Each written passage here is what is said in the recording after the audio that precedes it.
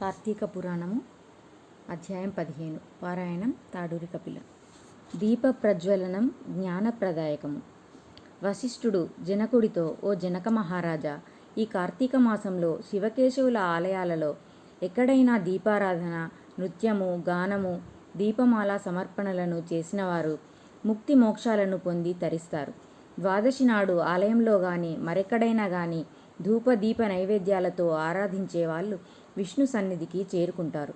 ఇతరులు పెట్టిన దీపమును పైకి ఎగద్రోసి ప్రజ్వలింపజేసిన వారి పాపాలన్నీ ఆ దీపాగ్నిలో భస్మమై వారికి శుభాలను కలిగిస్తుంది. కొండెక్కిన దీపాన్ని వెలిగించిన వారి పుణ్యము అపారం. అటువంటి వారిని చూసిన వారి పాపాలు కూడా పటాపంచలైపోతాయి. దీనికి సంబంధించిన ఒక కథ చెబుతాను, విను అన్నాడు.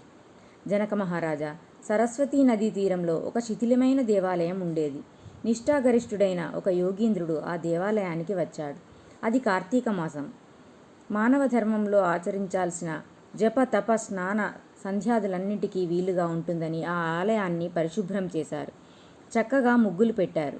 ప్రక్క ఊరికి వెళ్ళి ప్రమిదలు, నూనె, వత్తులు కొని తెచ్చి దైవ సన్నిధిలో 12 ప్రమిదలలో దీపాలను వెలిగించాడు. తాను పాటించే నియమాలను పాటిస్తూనే ప్రతిరోజు దీపాలను వెలిగిస్తున్నాడు. ఆ ఆలయంలోని ఒక కలుగులో ఒక ఎలుక ఉండేది. ఆ కార్తీక మాసంలోని శుక్ల ద్వాదశి నాడు తినడానికి ఏమీ లేక ఏది దొరుకుతుందా అని ఆ ఎలుక ఆలయం చుట్టూ తిరిగింది. అయినా దానికి ఏమీ దొరకలేదు. ఆ ఆలయంలోని దీపాలలో ఒక దీపం కొడిగట్టి వాసన వస్తోంది. అది ఏదో తినే పదార్థం అనుకుని ఆ వాసనను బట్టి ఆ ప్రమిద దగ్గరికి వెళ్ళి ఆరిన వత్తిని నోటితో పట్టుకుని లాగింది. కానీ దానికి తినడం సాధ్యం కాలేదు. ఆ ఎలుక నోటిలోని వత్తితోనే ప్రక్క ప్రమిద మీదకు వెళ్ళింది. ప్రమిదలోని దీపంతో నోటిలోని వత్తి అంటుకుంది. అది చూసి ఎలుక విదిలించేసరికి ఆ నోటిలోని వత్తి మొదటి ప్రమిదలో పడి వెలుగుతుంది. అనుకోకుండా జరిగిన ఈ సంఘటన వలన ఆ ఎలుక మానవాకారాన్ని పొందింది. యతీశ్వరుడు ఆ మానవుని చూసి, అయ్యా, మీరు ఎవరు అని ప్రశ్నించాడు. మునీంద్ర, నేను ఈ ఆలయంలోని ఒక కలుగులో నివసించే ఎలుకని. ఎంతకాలంగా ఉంటున్నానో, ఎందుకు ఉంటున్నానో నాకైతే తెలియదు. మీరు పెట్టిన దీపాల తోరణంలో ఆరిన దీపాన్ని నోట పెట్టుకొని అవతలి ప్రమిదను తాకాను. అప్పుడు నా నోటిలోని వత్తి మండింది. ఆ మండుతున్న వత్తిని ఆరిన దీప ప్రమిదలో విడిచిపెట్టాను. ఆ క్షణంలోనే నాకు మానవాకారం వచ్చింది.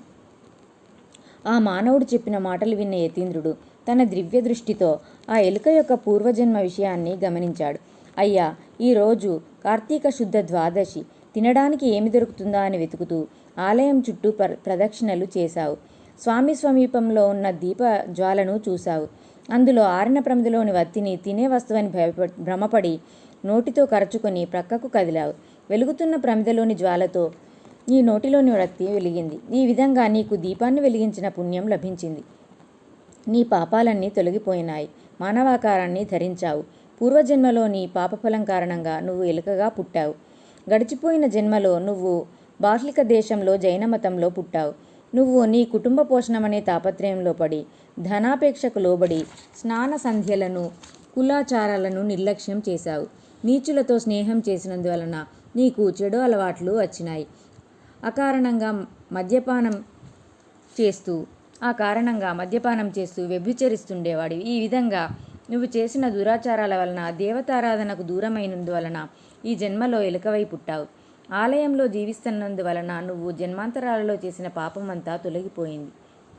కర్మ పరిపక్వత కలిగింది. మానవ జన్మ లభించింది. ఇక మీదటనైనా భక్తితో ప్రవర్తిస్తూ ముక్తి పొందు అని యోగి ప్రబోధించాడు అని చెప్పాడు. ఇంతటితో 15వ రోజు పారాయణం సమాప్తం. ఓం నమః శివాయ. ధన్యవాదాలు.